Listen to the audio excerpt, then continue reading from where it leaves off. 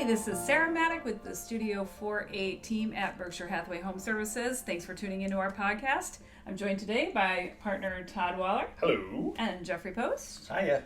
And we wanted to have a little conversation about real estate fairy tales. I think a lot of times, because of the nature of the business, we often have a lot of conversations about what can go wrong, how to prevent things from going wrong. And obviously, real estate horror stories are sometimes fun, at least after the fact, years later when everything worked out. And we've done an entire podcast about that you might want to tune into. But what we wanted to share with you today is that for the most part, real estate transactions go well. They go right. People end up happy, and many of them are dreamy. And so we just wanted to share some of our favorite happy ending real estate stories with you today. Well, I've got one, when we were talking about this subject, and when you said buyers are happy and sellers are happy. I had a transaction not too long ago, and it was a kind of a spectacular house, so and unique in that way. So you don't necessarily have a flood of people coming and going. You're really hoping, fingers crossed, that the right people come in. And in this instance, it happened immediately. It was one of those things. It was a property where I had to be at the showing to let the people in. And when they walked in, and there's at the front door, there's kind of this wow factor. When they walked in, you could see on their face the wow. And they may have even wowed. I didn't. It could have been sotto voce. It's sort of a low wow. Is this a Luke Wilson? Wow. Yeah, exactly. But you kind of know, you get this gut feeling. I know that you guys have had this before, where it's like, this is going to be good. This feels good already. And it wasn't so much, I got dismissed. Let us walk around with our agent.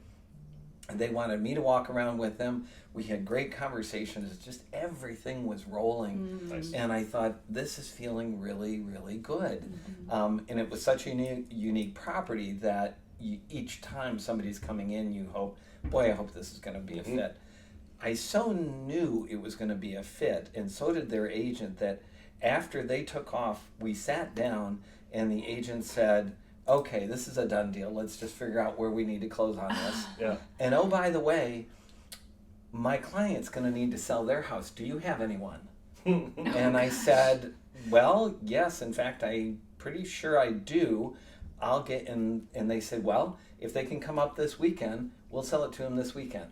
Amazing. So they ended up kind of, it was almost a swap. It was almost a swap. I called my folks that were in Philadelphia, and they said, we're going to drive up. And I said, you know what?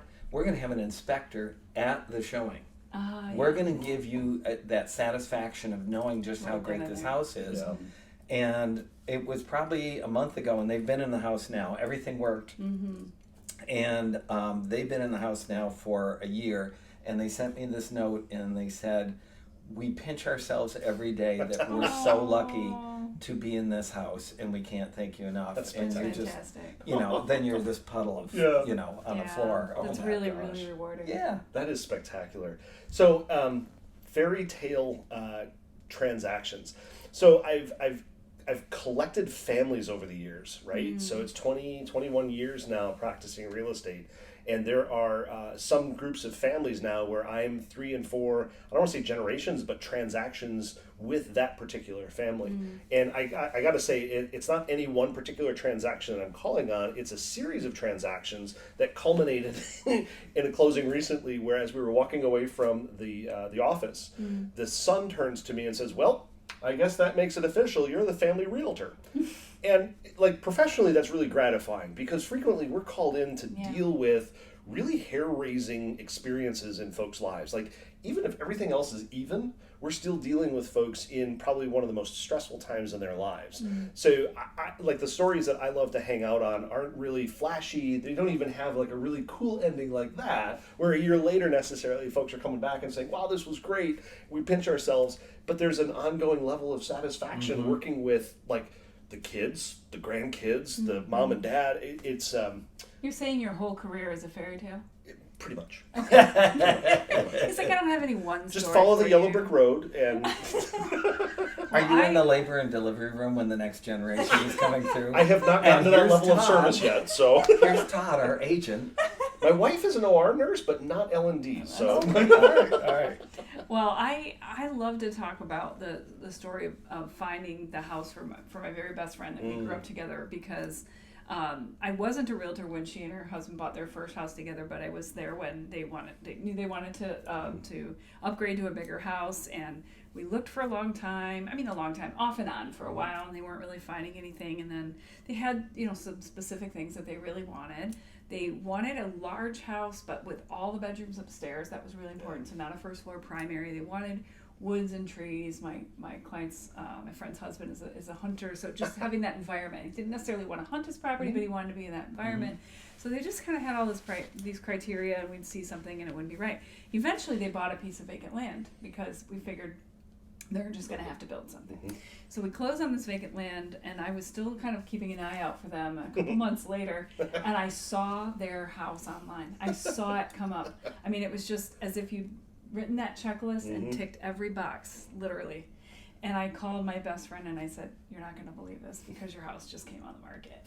And she's like, "You got to be kidding me. We just closed on the vacant land." But we went there, and this is the greatest thing, because as we were pulling into, by the way, the back of the cul-de-sac, perfect spot. There you go. The back of the cul-de-sac, these deer ran across. We got out of the car, Love we're standing it. at the end of the Cue driveway. the deer. I know. Yeah, exactly. The deer run across the yard, and my friend's husband looks at me and goes, "You planned this, didn't you?" And I said, I didn't, but So good. it was so good. And Do we have the hawk circling? I know, Do we right? have the hawk circling? Exactly. Cue the turkey. It's like out of the Money Pit movie, Exactly. right? Yeah. And it wasn't. It really did turn out to be their dream house. And they're still there. It's probably, I don't know, 13 years ago or something Solid. like that. Yeah, and they've done all kinds of things to their house to stay in it forever. But like that showing was it was completely surreal, because as we walked through, we just kept saying, Oh. "It's the color you love. It's the thing you love. It's the." It just went on and on like Was that. there anything that was that not Yes, the matched? fireplace was gas and not wood burning. It was literally the only thing, Wow. and then we spent some time trying to figure out how to. And eventually, they built like an incredible addition with a wood burning fireplace, and it's all good. good. They got their wood burning fireplace. So but good. it was such a, and I'm great. It's my friend too, so obviously there's all of that. And then this closing that we just had, that I know that you've heard me talk about, one of my other dear friends is the first person in her family to own a home. Oh, wow. And That's big. Yeah. we had tears at the closing Yep. table. By the time we were done closing, even the seller of the house and the listing agent, we were all kind of tearing up, because she was just over the Beautiful. moon, Oh, beautiful. excited about it. And that was in this market. That Yep, was yep. this year in this market. Yep. Trying to get any house for any buyer under contract right now can be a real estate horror story, but this was a dream come true for her. And That is and then spectacular. those moments are always just really special, especially when you know the people or you know the family very Yep. well, like we get to do with our clients. It makes that Well, fun. those emotional things. We always talk about, the emotional content that's involved in Yeah. residential real estate, which That's is right. why not everybody can do what we do. Yeah. You have to Mm-hmm. have that place in your heart Yep. to be able to be involved Right. in part of that. Well, and care about the outcome for people, Absolutely. right? Absolutely. You have to Yep. care.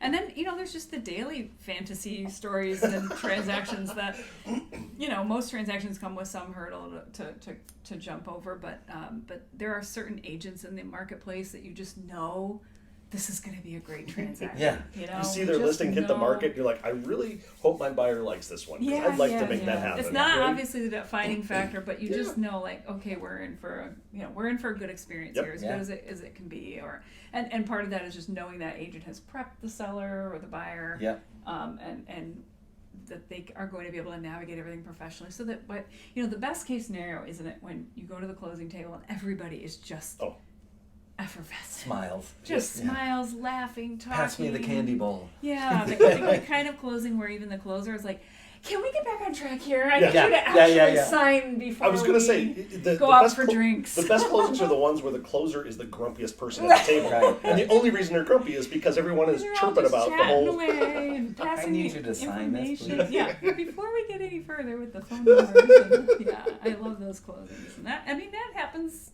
I would say, the majority of the time. Yep. You know? Very the easily. majority of the time. Very easily, the majority of the time, that's what goes down. Absolutely. There's other real estate fairy tales where the seller just gets, 20% over asking. That's the market we're in today, folks. And there's fairy tales where the buyer actually gets a house. Yeah, Yeah. also equally exciting in the goodness. year of our Lord 2023. So this is Todd with Studio 4/8 here, and the partners, Jeffrey and Sarah. You've heard now the real estate fairy tales as we see it. There is another episode out there about real estate horror stories. Highly recommend you download that one. By the way, while you're out there downloading that particular episode, be sure to like, share, and subscribe so you don't miss another StudioCast episode. And I tell you what, if you wouldn't mind, if you're on Apple iTunes, and if you couldn't give us a rating there on podcast, that would be awesome. We really appreciate that. We would appreciate 5 stars. That would be really cool too. If not, that's okay. And you know what? We got some other stuff coming up here in future episodes. So get ready with some of those questions that you might have about real estate, because we're looking for questions from you, the listener. Alrighty, gang. Thank you so much for hanging out.